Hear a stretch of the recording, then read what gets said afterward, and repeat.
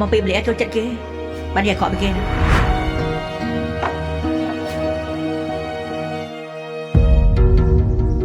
ម៉ាលីអេម៉ាលីទៅធ្វើ BA ទៅខពីកាល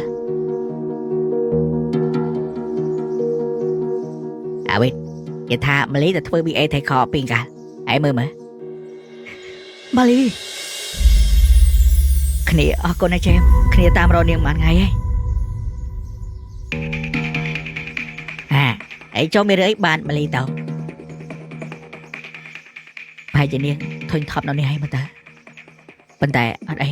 គ្នាឃើញចឹងគ្នាសប្បាយចិត្តសង្ឃឹមថាការសប្បាយចិត្តរបស់នាងនឹងធ្វើឲ្យនាងល្អប្រសើរវិតើមានបានឃើញព័ត៌មានម៉ាលីអត់បាទឃើញតាអញ្ចឹងតើ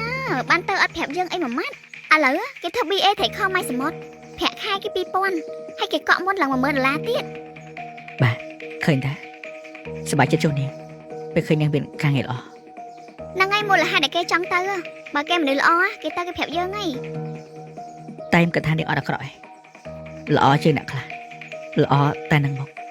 មែនហ្នឹងអ្នកខ្លះល្អតែមុខយើងតែក្រោយខ្នងអាក្រក់អញ្ចឹងដូចនាងនឹងអញ្ចឹងនឹកស្មានម្ដង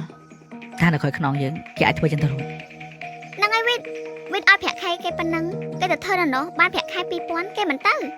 វាសមនឹងឡាយរបស់នាងគ្រាន់បើជាអ្នកខ្លះទៅធ្វើគេ free ឲ្យគេមិនចង់បានមកទៅវិតថាថើអញ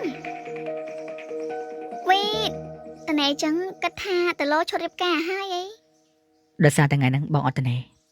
អញ្ចឹងបងសុំលើកពេលក្រោយណាតែបងរវល់អត់អីចឹងអាឡូមីងបងនៅណាមីងហ៎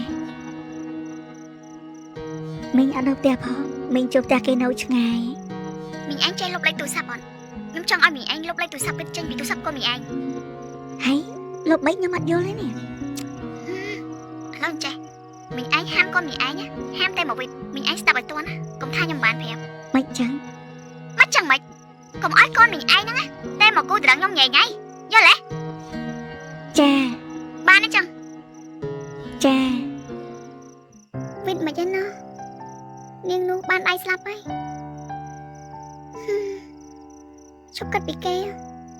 ចិត្តខ្លាចជាប្រិយប្រពន្ធនឹងគ្នាហើយគិតទៅរឿងខ្លួនឯងម៉ាលី